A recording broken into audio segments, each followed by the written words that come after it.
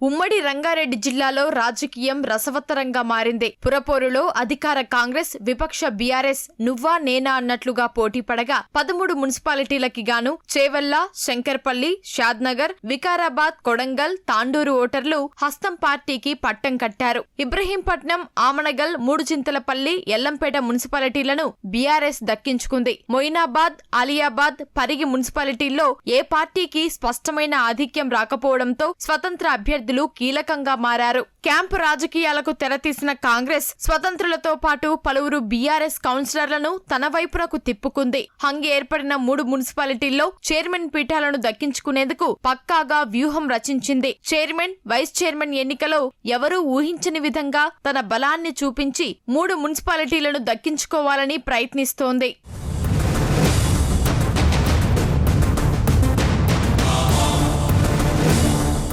మొయినాబాద్ మున్సిపాలిటీలోని 26 వార్డుల్లో Congress 10, BRS 7, BJP 4, స్వతంత్రులు 5 గెలిచారు. Chairman పీఠం దక్కించుకోవాలంటే 14 మంది కౌన్సిలర్లు కావాలి. ఏ పార్టీకి మెజారిటీ రాకపోవడంతో స్వతంత్రులు కీలకంగా మారారు. ఆ 5 2 కాంగ్రెస్ తన వైపుకు తిప్పుకుంది.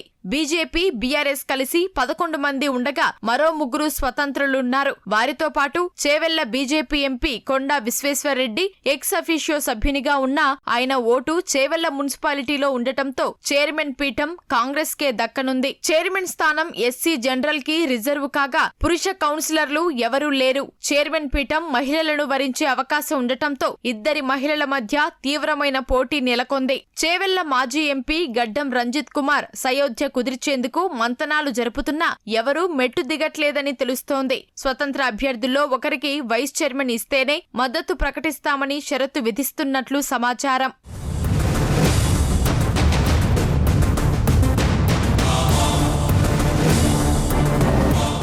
వికారాబాద్ జిల్లా పరిగి మున్సిపాలిటీని అధికార కాంగ్రెస్, బీఆర్ఎస్ ప్రతిష్టాత్మకంగా తీసుకున్నాయి. 18 వార్డుల్లో చెరో 8 వార్డులు గెలుచుకోగా 2 చోట్ల స్వతంత్రులు దక్కించుకున్నారు. గెలిచిన 2 స్వతంత్రులు చెరో పార్టీకి మద్దతివ్వడంతో రాజకీయం వేడెక్కింది. Parigi MLA Rammohan Reddy ex officio సభ్యుడిగా ఓటు హక్కు ఉండడంతో పరిగి మున్సిపాలిటీ పీఠం హస్తగతమేనని భావిస్తోంది. అలియాబాద్ మున్సిపాలిటీలో ఆసక్తికర పరిణామం చోటు చేసుకున్నాయి. 20 వార్డులకు గాను కాంగ్రెస్ 8, బీఆర్ఎస్ 7, బీజేపీ 3, బీఎస్పీ 1, స్వతంత్ర అభ్యర్థి 1 గెలుపొందారు. చైర్మన్ పీఠం దక్కాలంటే కాంగ్రెస్ కు మరో 3 మద్దతు అవసరం. స్వతంత్ర అభ్యర్థితో పాటు బీఎస్పీ అభ్యర్థి మద్దతు కోసం కాంగ్రెస్, బీఆర్ఎస్ తీవ్రంగా ప్రయత్నించాయి. చివరి నిమిషంలో కాంగ్రెస్, బీజేపీ మధ్య ఒప్పందం కుదిరినట్లు సమాచారం. బీజేపీ 3 సభ్యుల మద్దతుతో ఆలియాబాద్ మున్సిపాలిటీ చైర్మన్ పీఠాన్ని కాంగ్రెస్ దక్కించుకుంటోందని తెలుస్తోంది. అయితే ఇక్కడ కాంగ్రెస్, బీజేపీ మధ్య కుదిరిన ఒప్పందం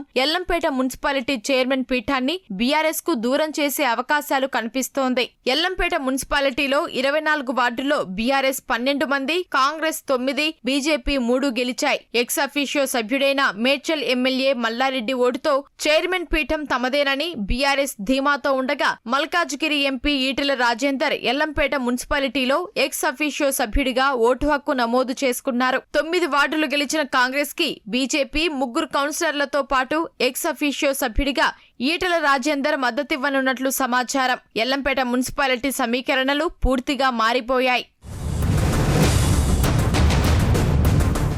ఒకే ఒక వార్డు గెలిచిన ఆమనగల్ మున్సిపాలిటీలోనూ కాంగ్రెస్ అధ్యక్ష పీఠంపై కన్నేసింది. 15 వార్డులకు గాను బీఆర్ఎస్ 8 గెలుచుకుని పూర్తి ఆధిక్యాన్ని సాధించింది. ఒకే ఒక్క వార్డు గెలిచిన కాంగ్రెస్ 6 స్థానాలు గెలిచిన బీజేపీతో జతకట్టింది. ఎక్స్ అఫీషియో సభ్యులు ఎంపీ మల్లు రవి, ఎమ్మెల్యే కసిరెడ్డి నారాయణరెడ్డి, ఎమ్మెల్యేలు దామోదర రెడ్డి, ఏవీఎన్ రెడ్డిల ఓట్లతో Congress chairman, BJP vice chairman పదవులు చేపట్టాలని ప్రయత్నిస్తున్నాయి. బీఆర్ఎస్ మద్దతుగా ఎమ్మెల్సీలు సురభి వాణిదేవి, నవీన్ రెడ్డిలున్నారు.